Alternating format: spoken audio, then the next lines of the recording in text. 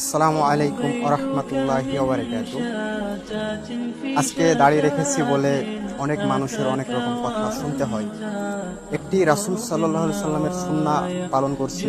কোনো কোনো বর্ণনায় ওয়াজিব, কোনো কোনো বর্ণনায় ফরজ। এই রাসূল সাল্লাল্লাহু আলাইহি সাল্লামের একটি সুন্নাহ পালন করার কারণে সমাজের মানুষের কাছে কত রকম কথা শুনতে হয় আপনাদের সামনে কিছু কথা বলি। আমাদের সমাজ আজকে এতটাই যে খারাপ, এতটাই যে নিচে নেমে গেছে, মানুষের ইমান আমল কোথায় গেছে? দাড়ি রাখার কারণে অনেক মানুষ অনেক রকম কথা বলে। তার মধ্যে এই বয়সে দাড়ি রেখেছি, বিয়েই তো করিসনি, দাড়ি রেখেছি, বিয়ের সময় দাড়ি কেটে ফেলবি না তো? বয়সই হয় না, দাড়ি রেখেছে, বয়স বাড়লে রাখিস, কেটে ফেলিস।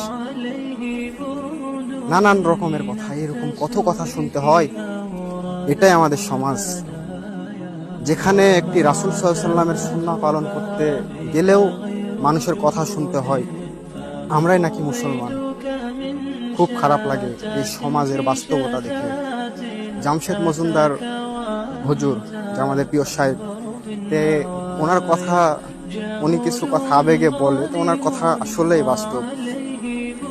এই মুরব্বী টাইপের যারা লোক আছে তারাও এক ধরনের গাধা।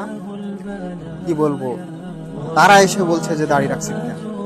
তাহলে ওই রকম মুরব্বী দিয়ে সমাজের কি হবে বা জাতির কি হবে? সমাজের ওই সমস্ত মানুষ ও মুরব্বীদেরকে বলতে চাই, আপনি দাড়ি রাখতে পারেন আর না পারেন, দাড়ি রাখা একটি রাসূল সাল্লাল্লাহু আলাইহি সাল্লামের সুন্নাহ। এই সুন্নাহ নিয়ে আপনি বাজে মন্তব্য করতে পারেন না। কারণ রাসূল সাল্লাল্লাহু আলাইহি সাল্লামের সুন্নাহ আপনি দাড়ি রাখতে পারেন আর না পারেন, দাড়ি রাখা নিয়ে যদি আপনি একটি মাত্র বাজে মন্তব্য করেন, এই মন্তব্যের কারণে আপনাকে জাহান্নামে যেতে হতে পারে।